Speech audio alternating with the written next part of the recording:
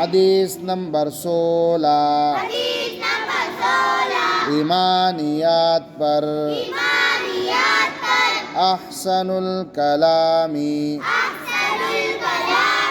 کلام اللہ رواہ نسائی ترجمہ آپ صلی اللہ علیہ وسلم نے فرمایا